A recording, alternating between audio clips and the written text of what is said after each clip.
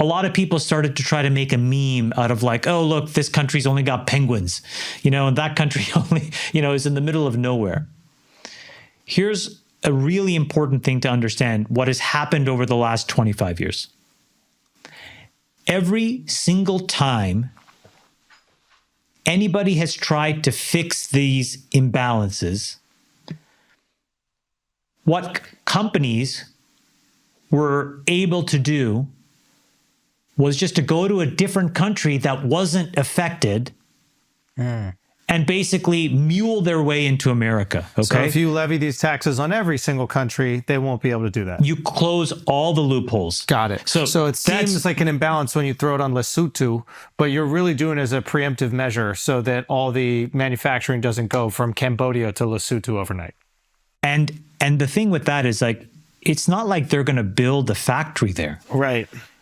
They may just use it as a way station. The plane lands, hop, skip, and a jump. Now you get a form that goes, boom, made in Lesotho, boom, to the United States. So you make it in China, send it to Lesotho. We buy it from Lesotho. There's no tariff on Lesotho because, wow. Yeah, the specific thing that really happened that exposed this was, again, in COVID, and just a little bit before, Mexico became like an enormous way to kind of work around a bunch of the Chinese tariffs.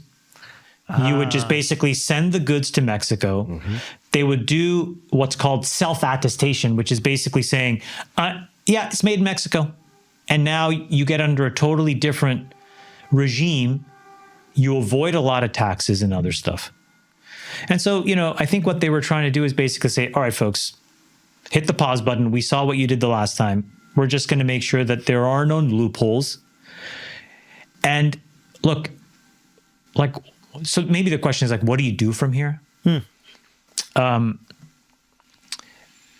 Like in Godfather, there was like that scene where like all the families come together and they're basically trying to like negotiate, like, all right, what's the detente? And like Michael Corleone runs that.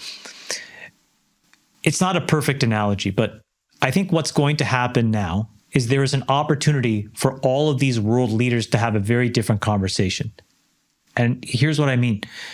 We pay a ton of money into all of these like globalist organizations. WHO, World Health Organization, supposed to do some healthcare stuff. NATO, supposed to do a bunch of defense stuff. The United Nations, supposed to do a bunch of governance stuff.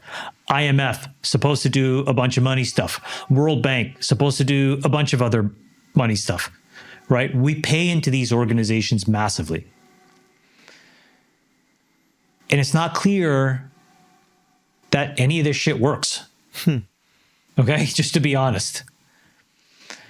And so there is an opportunity to sort of say, hey guys, if we were just starting this club in 2025, what are the rules of membership? What would the expectations be? What are you going to do? What am I going to do?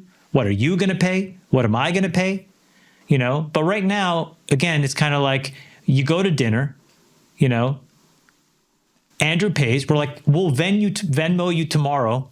Money doesn't show up. And you're just like, guys, this is like, after years of this, you're just like, okay, come on, stop the madness here.